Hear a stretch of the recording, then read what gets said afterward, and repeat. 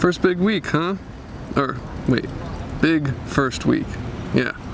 I threw a lot of different stuff at you, from negotiations between English settlers and natives on the American frontier to cockfights in Bali.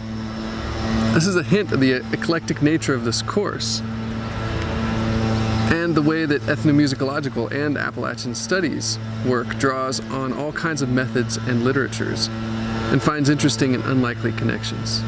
For example, my own work finds some really, I guess, unlikely connections between bluegrass and Czech people. More about that later. For now, consider Big Mary again. I'm here by a statue of Mary the elephant that was put together in 2014 by visiting artist Dennis McNett in collaboration with ETSU students and faculty. McNett's work often centers around local myths and monsters. For example, the wolf bat figure he's focused on in other projects. But McNett has stated that the idea of resurrecting Big Mary, quote, gives us a few minutes to reflect on how we act as humans.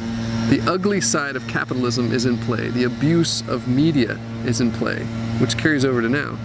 Interesting to think about now that we know a little bit more about the story of the elephant, Big Mary. As we consider the Johnson City area through the lens of Powell's work on critical regionalism, and think about ourselves as in-between insider and outsider, as participating and observing ethnographic ethnomusicologists, that's a mouthful, what questions do we have about Johnson City and where we are? What do we want to explore, question, and document? What sorts of translations and thick descriptions do we need to provide so that people can understand the meanings of the field where we're working? What does it take for us to enter this field, and what can people learn from reading about our accounts of the experience? Thinking of Titan's concerns about the limited scope of music studies and how we might expand that scope. What parts of the sound world are we leaving out if we limit our attention to only music or anthropogenic or human-created sound?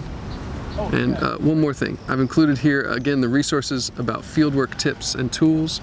Please look through them if you haven't already, and think about the practicalities of the project on the technology side as you're starting to plan. Lots to think on here. And as you move on, make sure you keep your ears open. Thanks.